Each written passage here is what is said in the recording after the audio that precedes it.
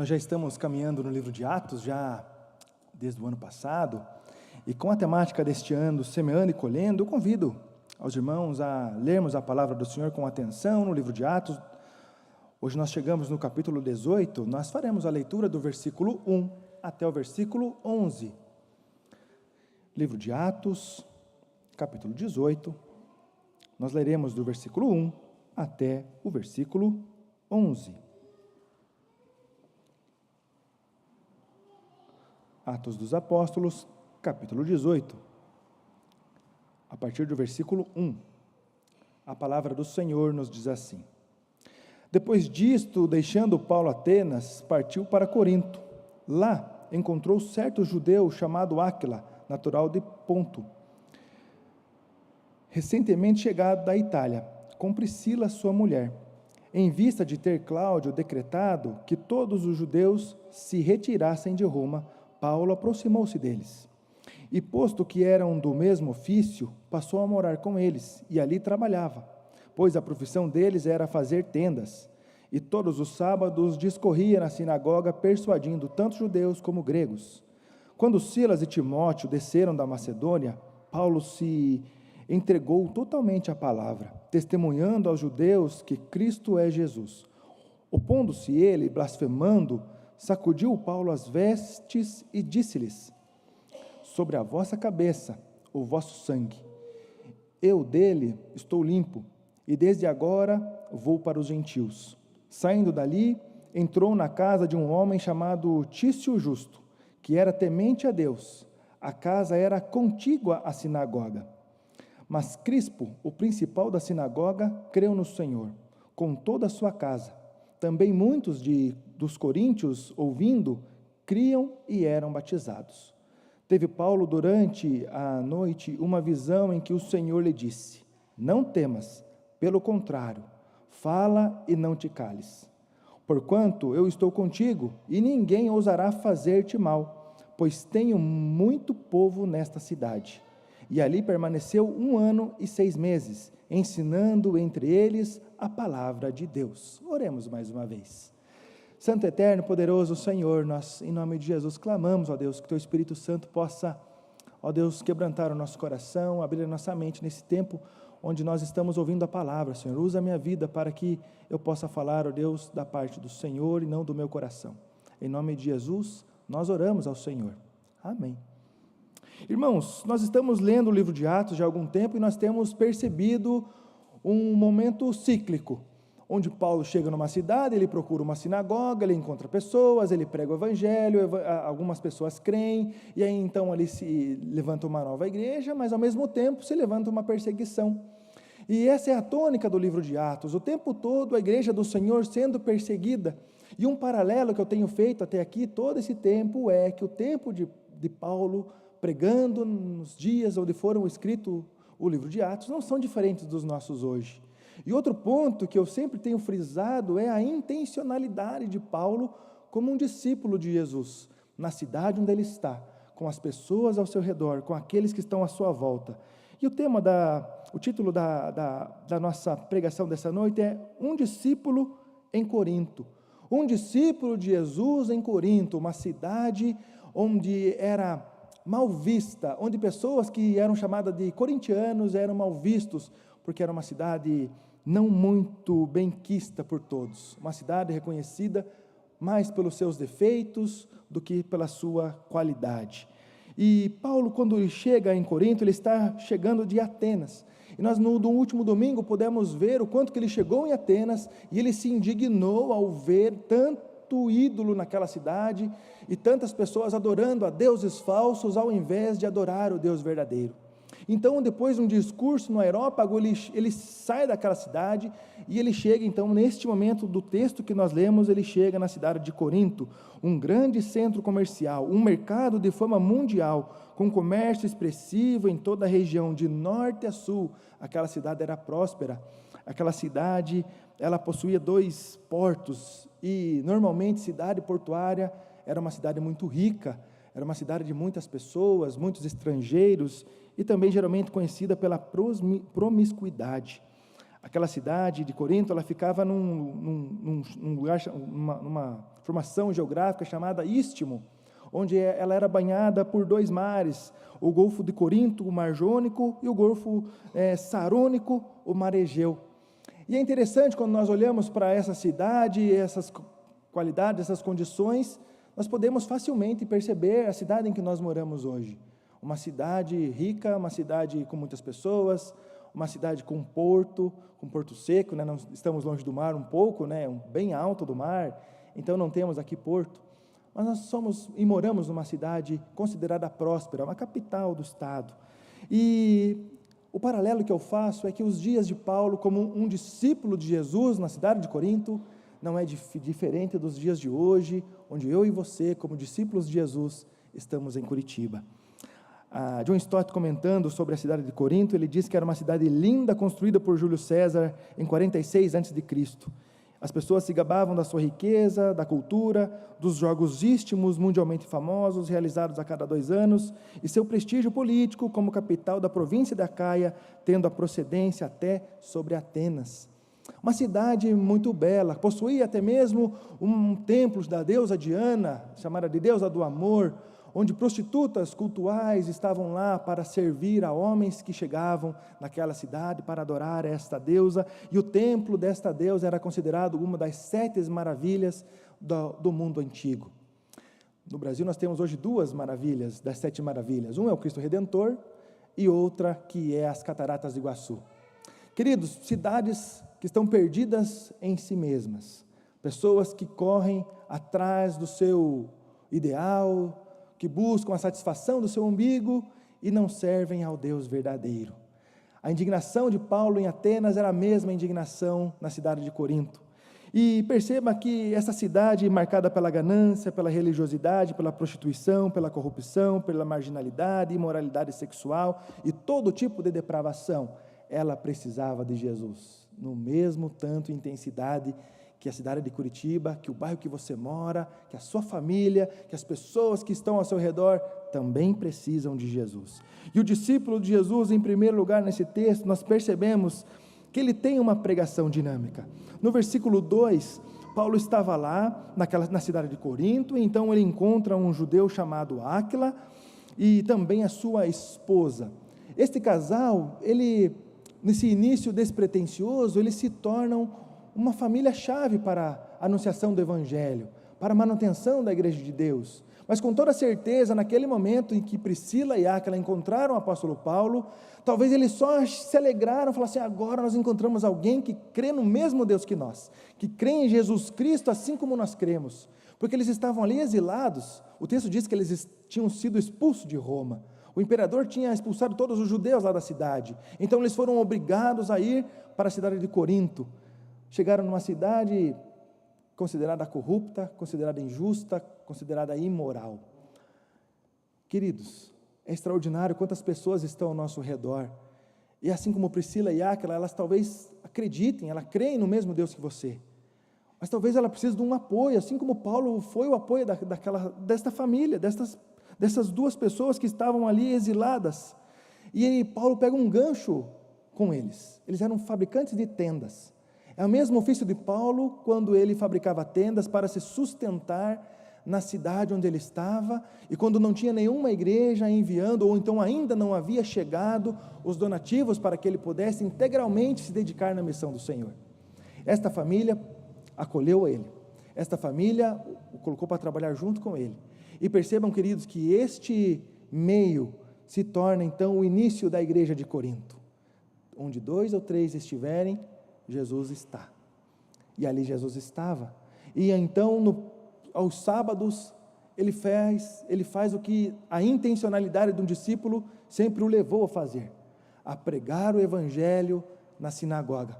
O texto nos diz que, como todos os sábados, no versículo 4, como em todos os sábados discorria na sinagoga, persuadindo tanto judeus como gregos. Perceba a dinâmica do apóstolo.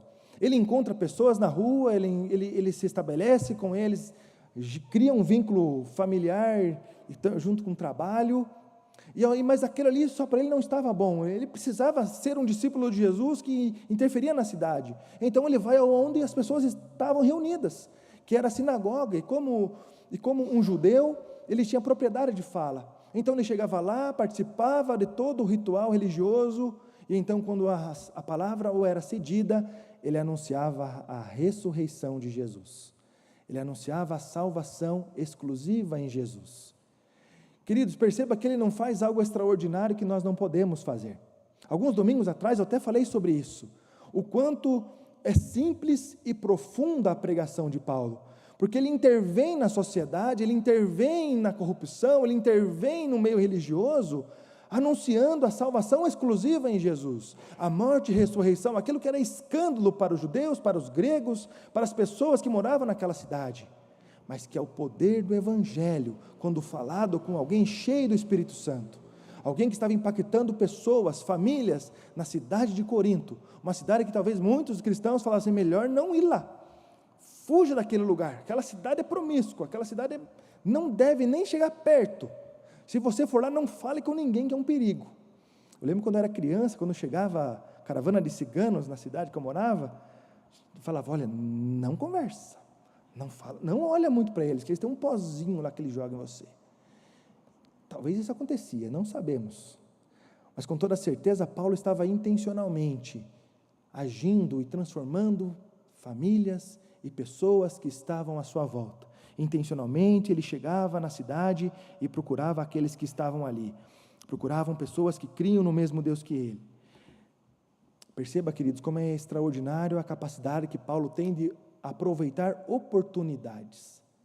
E aí uma pergunta que deve chegar no meu coração é, que oportunidades eu estou aproveitando? Quantas pessoas estão vivendo à minha volta, dando grandes brechas para eu pregar do verdadeiro evangelho, da verdadeira salvação? E talvez não estou conseguindo falar, eu não estou sendo intencional. Uma pergunta que vem também de encontro é, qual tem sido a minha intencionalidade na cidade onde eu moro? Qual é a minha intencionalidade no bairro onde eu estou, no prédio que eu moro, na família que eu vivo? Qual tem sido a minha intencionalidade com os meus colegas de trabalho, com meus colegas de estudo? O quanto eu tenho sido parecido com Jesus? Queridos, um discípulo aí não perde a oportunidade de falar daquilo que arde no seu coração, daquilo que move o seu ser, daquilo que está ali latente na sua alma, aquilo que transformou a sua vida e que ele não consegue guardar para si. Perceba que Paulo, quando ele é impactado pelo Evangelho, cai ao chão, fica lá alguns dias sem conseguir enxergar, no momento em que ele tem a oportunidade então de ter os olhos vendo, os ouvidos ouvindo e a boca falando, ele não perde a oportunidade, não mede esforços. E qual é a dificuldade que nós temos de também ser assim, de ser dinâmico em nossa pregação, com as pessoas que estão ao nosso redor, com o ambiente que nós vivemos, com a cidade que nós estamos. Nós somos convidados a olhar para a cidade, olhar para as nossas amizades com intencionalidade, a olhar para aqueles que estão à nossa volta e então agir como um discípulo de Jesus. Quando Paulo encontra com Priscila e Áquila, ele não fala assim, nossa, que bom que encontrei uma casa boa para mim morar, pessoas boas para trabalhar, olha que maravilha, era tudo que eu precisava, alguém que cresce no mesmo Deus que eu e que a gente pudesse ser feliz aqui, só nós. Ele não faz isso, porque naquela cidade moravam pelo menos 3 pessoas que criam em Jesus como seu único e suficiente Salvador, que entendiam a salvação, que entendiam a necessidade da morte e ressurreição do Filho de Deus, para que a paz fosse restaurada com o Deus Pai Criador. Fugia de uma religiosidade morta, vã e repetitiva, para falar de uma sã doutrina, para falar do verdadeiro Deus, do Senhor que impacta a vida de homens, mulheres, crianças, famílias, cidade. Queridos, esse deveria ser o fervor no nosso coração, de pregar a palavra do Senhor. Um teólogo chamado Kistemaker, ele lembra que Paulo, Áquila e Priscila tinham em comum mais do que simples fato de serem judeus, fabricantes de tendas. Eles eram 3 cristãos naquela cidade, vivendo para a glória de Deus, pregando dinamicamente para todos que eles tinham oportunidade. Que isso possa ser uma verdade em nosso coração. E uma pergunta que também chega nesse momento é, quem são os nossos amigos? Quem são as pessoas que intencionalmente nós temos nos relacionado? São pessoas que nos aproximam da cruz, são pessoas que nos aproximam da missão, são pessoas que movem o meu coração para mais perto de Jesus, para a vontade de Deus, ou são pessoas que me afastam da vontade do Senhor? São pessoas que vivem uma vida totalmente diferente daquilo que eu creio, mas porque eu quero ficar perto, eu tolero, eu suporto aquilo. Um discípulo de Jesus, ele é intencional nas suas amizades também. Com toda certeza haviam ali muitas outras famílias que Paulo poderia ter encontrado que fabricavam tendas, mas ele encontrou aqueles que serviam e temiam ao Deus verdadeiro. Ele chega lá naquela cidade e então ele prega, entendendo a sua missão. Nós entendemos a nossa missão? Nós entendemos as pessoas que estão ao nosso redor, o porquê que elas estão aqui conosco? Paulo entendeu, e então ele faz a vontade do seu Deus, do seu Senhor, Jesus Cristo. Ele prega o Evangelho a toda criatura, ele busca dinamicamente para todos que estão à sua volta.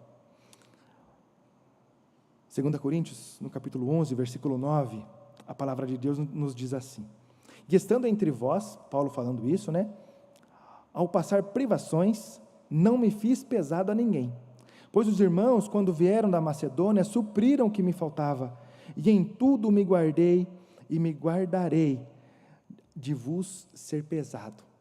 Queridos, nós chegamos então no versículo 5, a intencionalidade de Paulo estava acontecendo, e aí então o Senhor manda para aquela cidade que ele estava 2 servos que caminharam com ele. Então nós lemos ali, quando Silas e Timóteo desceram da Macedônia, Paulo se entregou totalmente à palavra, testemunhando aos judeus que o Cristo é Jesus. Perceba que extraordinário essa dinâmica da pregação de Paulo. Quando estava difícil as coisas, ele não deixou de pregar o Evangelho, ele foi fazer o seu ofício de fazedor de tendas, e não reclamou por isso, não murmurou, e ele, em outros textos, diz que ele sabia viver contente no muito e no pouco, porque a sua intencionalidade o movia para algo extraordinário, algo maior, pessoas reconhecerem a salvação de Jesus, como diz o finalzinho do versículo 5, pessoas reconhecerem que Cristo é Jesus. Percebam, queridos, algo muito extraordinário acontecendo nesse texto. A igreja macedônia estava ofertando, estava amparando e cuidando da igreja. E lembra que um pouco atrás, nós lemos na palavra que ele teve uma visão, onde o Senhor o mostrou um varão lá, chamando, vem e ajuda-nos. E ele foi. Não mediu esforços, na sua intencionalidade, como um discípulo de Jesus, ele foi para aquela cidade, e assim como ele estava fazendo na cidade de Corinto, ele prega o Evangelho, ele vai para a sinagoga, ele encontra pessoas, ele vai na beira de rio, a todos os lugares que ele passou, ele pregou o Evangelho, e então aqui nós temos uma igreja forte, pujante, uma igreja missionária, que estava apoiando agora a plantação da igreja de Corinto. Queridos, olha só que extraordinário, algo que nós vivemos também nos dias de hoje. No último domingo, o nosso seminarista, agora já bacharel, quase licenciado, se Deus quiser, Diego, pregou lembrando que a nossa igreja estava envolvida em 10 projetos de plantação e revitalização da igreja. Percebam, queridos, que nós não estamos nesta igreja aqui por acaso, os recursos que o Senhor tem nos dado não são por acaso, que nós não vivemos e as coisas não estão acontecendo por acaso. Quando nós somos intencionais, nós entendemos a vontade de Deus. Um dia alguém chegou aqui, lá quase 100 anos, e resolveu plantar uma igreja nesse lugar, onde não havia nenhuma cobertura para ficar, era uma árvore que a igreja acontecia, debaixo daquela árvore. Pessoas foram intencionais com este bairro, e hoje nós somos intencionais com 10 projetos. Queridos, o chamado é urgente, a intencionalidade é urgente, e quando nós fazemos a missão fora, nós também fazemos a missão dentro. Nós temos ouvido aqui tantos testemunhos de pessoas que conhecem a Jesus. Percebo que essa dinâmica da pregação, percebo que essa dinâmica da anunciação do Evangelho, ela exige algum sacrifício. Sacrifício de nós sairmos da zona de conforto e pregarmos o Evangelho. Exige um sacrifício de sair da comodidade, talvez passar por tempos difíceis, alguns perrengues, alguma falta de alguma coisa, mas que no tempo certo o Senhor supre, então chega o tempo da abundância, chega o tempo da alegria, chega o tempo de regozijar. E não é a circunstância, não é o momento que nos faz ser motivado para pregar o Evangelho. Nós somos motivados pelo sacrifício vivo de Jesus. Quando nós entendemos isso, a nossa missão se torna um pouco mais fácil de ser realizada. ainda que com dificuldades, nós nos alegramos no Senhor, e então nós vivemos a dinâmica da pregação. Queridos, em segundo lugar, nesse texto, nós percebemos o crescimento orgânico da igreja.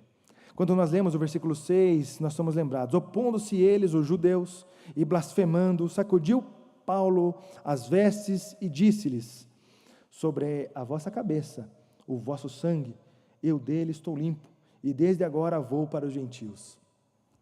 Perceba, queridos, que se fosse uma série esse momento, parecia que tudo ia decolar. Ele estava lá naquela cidade, já havia um grupo base de pregação do evangelho, chegou 2 homens de Deus, que eram um braço direito e esquerdo de Paulo, e então chega o recurso também, ele consegue dedicar o tempo integral, mas aqueles que ele estava se dedicando e pregando o evangelho, não estavam querendo ouvir, e então aquilo revolta novamente o coração dele, e ele chacoalha suas vestes, assim como Jesus também ensinou lá atrás: se você for numa cidade e você não for recebido, bate as sandálias. Mas para fazer isso, querido, tem que ter certeza que é da vontade de Deus. A dificuldade da pregação do evangelho não é um motivo para nós desistirmos. Quando nós pregamos para alguém, algumas vezes o Espírito Santo fala na hora, e aí transforma na hora a vida da pessoa, mas algumas vezes demora. Paulo investiu tempo naquele lugar, ele não desistiu na primeira vez que ele foi na sinagoga, e então ele foi embora, falou: minha parte eu fiz, não ouviram, vamos para o inferno então. Isso não acontece. Mas chegou um tempo que ele entende que a missão dele não era para somente aquele grupo, que ele tinha mais para aquele lugar, ele precisava pregar o evangelho para pessoas que estão sedentas.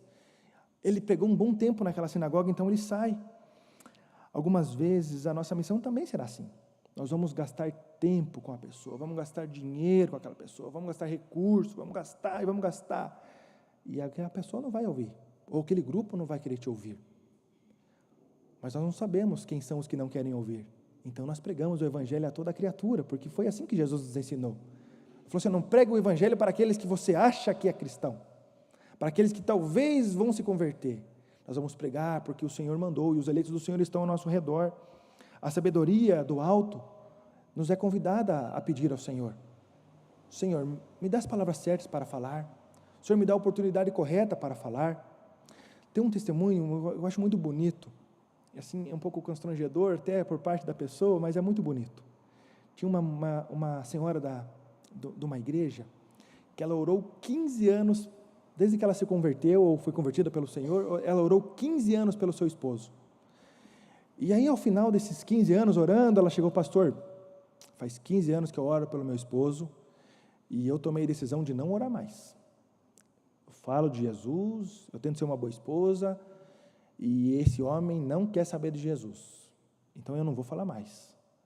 Aí o pastor falou: misericórdia, minha irmã, continua? Não vou. E não falou mais mesmo. Passou-se alguns meses, e aquele homem creu em Jesus, e aquela mulher volta, fala: pastor, o que o senhor fez? Ele falou: não, eu não fiz nada. O senhor falou com meu marido? Não falei. Não, porque ele chegou em casa crente, falando que agora ele crê em Jesus e quer vir junto comigo para a igreja. Não é no nosso tempo, não é na nossa vontade, não é com as pessoas que nós desejamos que creiam em Jesus, mas são as pessoas que são eleitas pelo Senhor, as pessoas que estão precisando ouvir o evangelho.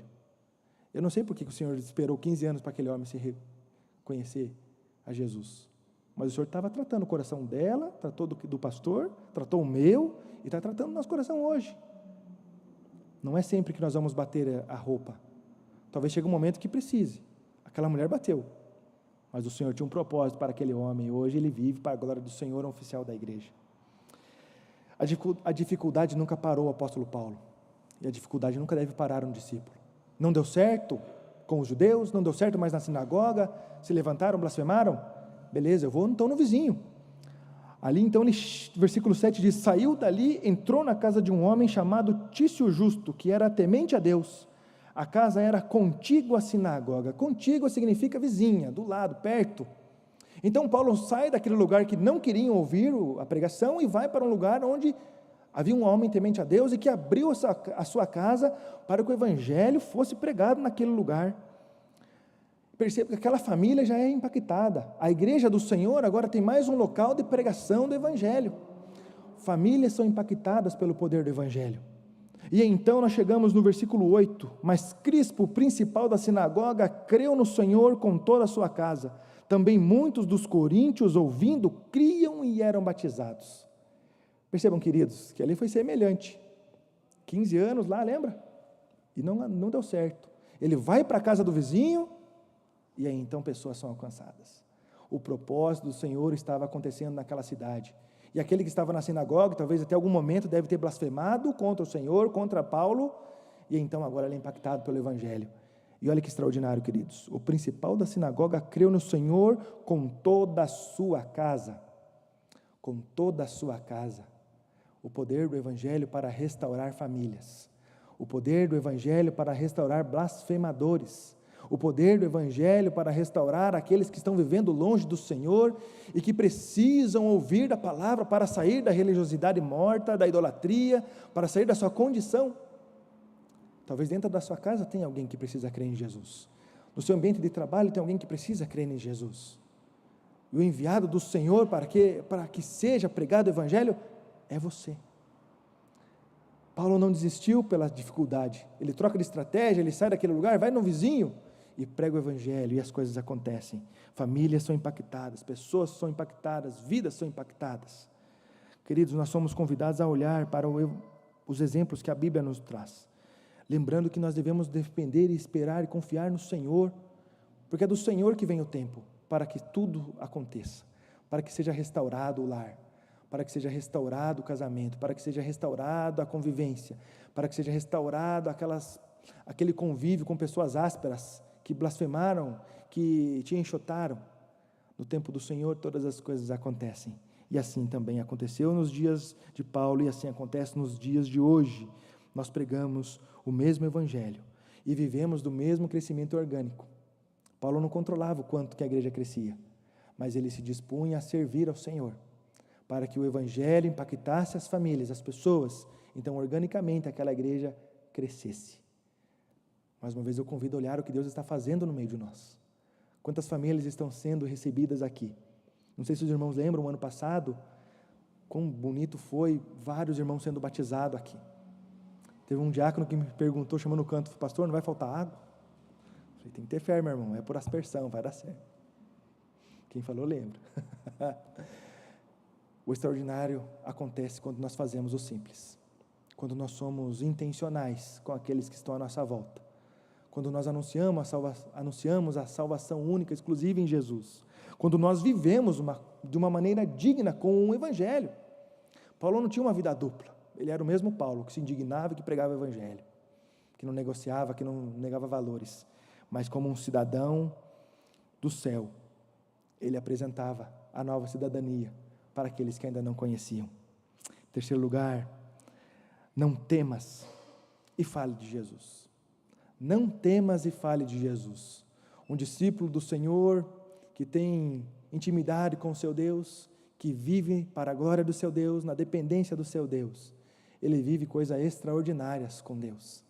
O versículo 9 nos lembra: teve Paulo durante a noite uma visão, em que o Senhor lhe disse, não temas, pelo contrário, fala e não te cales. Não temas, não temas. O Senhor, quando chama os seus escolhidos, Ele cuida de uma maneira extraordinária, Ele cuida de uma maneira especial, e o que o Senhor está falando para mim e para você nesta noite é, não temas. Na Bíblia nós temos 366 vezes esta frase dita por Deus, não temas. E é interessante porque é o primeiro sentimento humano, é o medo, é o temor, é aquele passinho para trás, é aquele medo do desafio, é aquele entender, não, eu não sou capaz para isso, eu não posso pregar o Evangelho para aqueles que estão à minha volta, eu não sou capaz disso, eu não posso falar de Jesus para todo mundo, porque eu não sou capaz disso. E o Senhor fala, não temas, não temas. Abraão, no capítulo 15 de Gênesis, versículo 1, o Senhor fala, não temas. Moisés, em Números 21, 34, o Senhor fala, não temas. Josué, capítulo 1, versículo 9, o Senhor diz, não temas. Isaías profetizando, chama a atenção do povo, lá em Isaías 44, 1, não temas. Jeremias 46, 27, o Senhor usando Jeremias para profetizar, não temas. Jesus, quando vai ressuscitar a filha de Jairo, não temas, Marcos capítulo 5, versículo 36. Não temas, o Senhor fala para cada um de nós todos os dias. Eu não sou muito de números assim, e fazer correlação, mas se são 366, nós temos um não temas para todos os dias do ano, inclusive para o ano bissexto. Todos os dias nós somos lembrados. Não temas.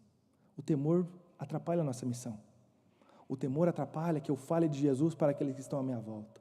O temor faz com que eu dê um passo para trás e não consiga avançar e prosperar, não consiga semear para colher no reino de Deus. Não temas. John Stott, comentando esse texto, diz que esta expressão, o próprio Deus dirigiu-se aos seus servos com proibição de temer. Agora Jesus fala para Paulo e para cada um de nós. Não temas, não temas. Paulo deveria continuar testemunhando. Nós devemos continuar testemunhando, falando de Jesus, falando da salvação, falando daquilo que nós temos provado, visto e vivido com o Senhor. Queridos, quando nós temos essa intimidade com o Senhor, nós conseguimos pregar o Evangelho. Nós conseguimos perceber que lá fora o Senhor tem o seu povo. Lá fora o Senhor tem pessoas que precisam ouvir o Evangelho e que você está talvez perdendo a oportunidade. Daqui a pouco alguém vai falar. Eu não lembro se eu já contei aqui esse testemunho também, mas tem uma pessoa que cria em Jesus, trabalhava com uma pessoa que não cria em Jesus, e nunca ela teve coragem de falar de Jesus. O máximo que ela fazia é, vamos na minha igreja domingo? E aí um dia, aquela pessoa, depois se tornou um irmão que não conhecia o Evangelho, ela encontrou com essa pessoa que era crente e que trabalhava com ela. E aí então ele contou, olha, agora eu creio em Jesus. Eu creio em Jesus como meu Senhor e Salvador, assim como você crê também. Daí ele fala assim, nossa, que legal, que bênção isso, meu irmão. Daí a pessoa que foi convertida posteriormente falou, meu irmão, por que você nunca falou de Jesus para mim? Ele falou assim, não, mas eu convidei você para ir na igreja. Ele falou, não, você convidou para ir na igreja. Você nunca pregou de Jesus para mim. O convite que nós temos é pregar Jesus, o Cristo ressurreto. Não fazer convite. É muito bom convidarmos, mas antes do convite, anunciarmos a salvação. Antes do convite, nós discipularmos alguém. Nós ensinarmos o verdadeiro Deus. Ensinarmos o poder da salvação. Ensinarmos a transformação que vem a partir do Evangelho. Para que então, quando essa pessoa chegue no ambiente, ela possa então perceber que é ali que ela precisa estar, adicionada no meio do povo de Deus. Quantos testemunhos nós temos aqui, de pessoas que foram discipuladas em casa, antes de chegarem até a nossa igreja, porque discípulos estavam sendo intencionais, porque discípulos estavam pregando o verdadeiro Evangelho, porque discípulos estavam incomodados com a condição que as pessoas estavam, longe do Senhor, porque discípulos não temeram, tiveram a coragem de pregar o Evangelho. Queridos, o Evangelho, ele não é somente uma boa orientação, é um estilo de vida, é um novo nascimento, é viver de uma maneira diferente, e que pela misericórdia do Senhor, eu e você possamos viver o extraordinário de Deus. Talvez não vamos ouvir ou ter visões assim como Paulo teve nesse dia, talvez tenhamos, o Senhor tem um propósito para com cada um de nós, mas o convite que nos chega é tenha intimidade com o seu Deus, busque ao Senhor, busque relacionamento com Ele, não perca a oportunidade de pregar o Evangelho, seja intencional onde você está, assim como nós vemos Paulo fazendo. Ele não falava dele, não falava da parte dele, mas ele falava em nome de Jesus, e ele falava de Jesus, do poder da ressurreição, do poder de Deus. Paulo permaneceu ali em Corinto 1 ano e meio, ele teve a oportunidade de pregar o Evangelho, já estava caminhando para o final da segunda viagem missionária, mas estava ali plantando, estava ali semeando e colhendo frutos, que é o que nós somos convidados para viver hoje em 2025, ano que se inicia, plantar, semear, colher, frutos espirituais, nos dispormos a falar de Jesus para as pessoas que estão à nossa volta, discipularmos pessoas, falar aquilo que arde intensamente no nosso coração, falar para aqueles que não assim vivem, para aqueles que estão presos em religiosidade morta, em misticismo, para aqueles que estão perdidos no pecado, como eu descrevi no início, as qualidades que eram descritas de Corinto e daqueles que moravam lá. É a mesma cidade que nós moramos hoje. As mesmas pessoas que precisam vir de Jesus. Os discípulos são intencionais. Os discípulos são intencionais. Eu e você somos convidados a ser intencional. E que Deus